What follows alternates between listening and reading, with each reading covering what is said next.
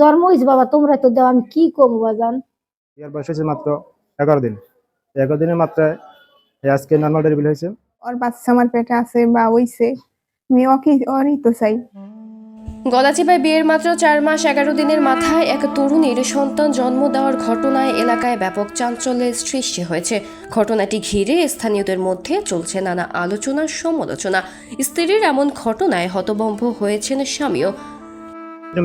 মামা নামে সম্পর্ক আমাকে সেই রাবেটি করে, তার মাধ্যমে এই আমরা সে বলছে ভালো রাইবারের মাধ্যমে। রাইবারের নাম হচ্ছে ইব্রাহিম শিকদার। তারপরে তো এই বিবাহ 11 দিন। আজকে সর্বপ্রথম গেছি আমরা শুক্রবারে ওই যে আমাদের ওই জায়গায় নিলাম। নেওয়ার পরে সোমবার আমাদের এই জায়গায় আনার পরে আমাদের ওই বাড়ি থেকে মেয়ে অসুস্থ আর কি।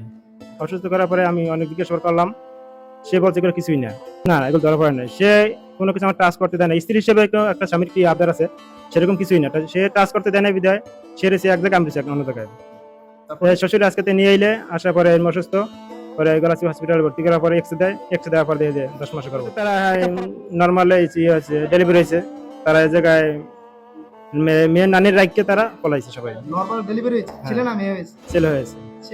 জানা গেছে গোলখালী ইউনিয়নের এক তরুণী তার নানা বাড়িতে বেড়াতে গিয়ে পার্শ্ববর্তী এলাকার ইব্রাহিম নামের এক যুবকের সঙ্গে পরিচিত হন। সেই পরিচয় থেকেই গড়ে ওঠে প্রেমের সম্পর্ক। এক পর্যায়ে তাদের মধ্যে শারীরিক সম্পর্কের ফলে ওই তরুণী গর্ভবতী হয়ে পড়েন। তবে বিষয়টি জানানো হলেও অভিযুক্ত যুবক বিয়ে করতে অস্বীকৃতি জানান। পরে পরিবার বিষয়টি গোপন রেখে পার্শ্ববর্তী আমতলী উপজেলার কবির নামের এক যুবকের সঙ্গে প্রায় 3 লক্ষ টাকা কাবিনে বিয়ে দেন তরুণীকে।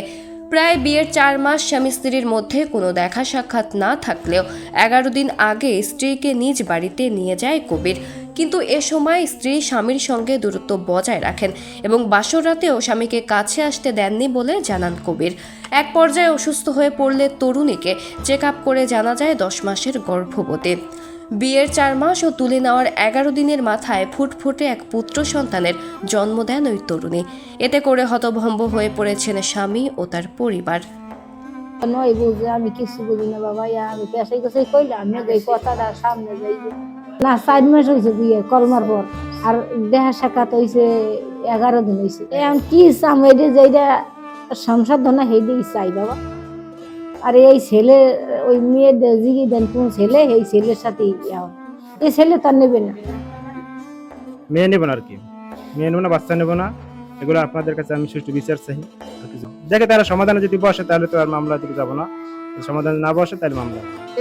আমি বেছে চাই ইব্রাহিমেরই, কারণ ওর যেহেতু ওর বাচ্চা আমার পেটে আছে বা হইছে, আমি ওরই তো চাই। কিন্তু ওই চাই কি না এটা তো আর আমি বলতে পারবো না। কিন্তু হয়তো চাইলে তো আমার এই করতে পারতে না, না করে দিতে পারতো না। ইব্রাহিমের সাথে বিয়ের পরও কি যোগাযোগ হয়েছে আপনার সাথে? হ্যাঁ হইছে, অনেক ফ্রি হইছে। লাস্ট কবে যোগাযোগ শেষ হয়েছে? লাস্ট আমি যেদিন আমার উড়াই নেবে সেই দিন তার সাথে কথা বলা বন্ধ হয়েছে। আপনার উড়াই নেছে আজকে থেকে কত দিন? 11 দিন নেবে, 11-12 দিন নেবে। ইব্রাহিমের সাথে প্রেম করছে। বাবার নাম কি? হারুন। ইব্রাহিমের বাড়ি আর আপনাদের বাড়ি কাছাকাছি? না, কোথায়? অনেক দূর।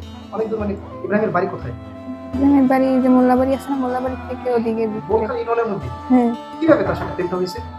সে একদিন আমাগো নানা বাড়ি গেছিল, তখন আমিও গেছি। তখন সে আমার অফার দিছে, তখন আমি তার অফার মানিয়ে নিছি, তার সাথে সম্পর্ক করছি। সম্পর্ক করার পর 3 বছর হয়ে গেছে। 3 বছর পর তার সাথে আমার দেখা হয় 3 ফির দেখা হয়। তারপর এইসব হয়। পরে আমি কইছিলাম তার কাছে, সে বিশ্বাস করে নাই। পরে আমি আমার বিয়ে ঠিক হয়ে যাইতেছে, পরে আমি আরে কইছি যে আমার বিয়ে ঠিক হয়ে যাইতেছে। এই কইতাছে যে আমি এখন এই পরিস্থিতিতে কিছুই পারবো না, এখন আমার হাতে টাকা পয়সা নাই, এখন আমি রাজমিস্ত্রি কাজ করি, কয়েকদিন সময় দিতে হইবে। কিন্তু আমার ফ্যামিলির বিয়া কয়েকদিন সময় দেয় নাই আমারে। আমি তারে বলছি, কইতেছে তাইলে আমার করার কিছু নাই, হ্যাঁ তুমি যা করো তাই হেই করো।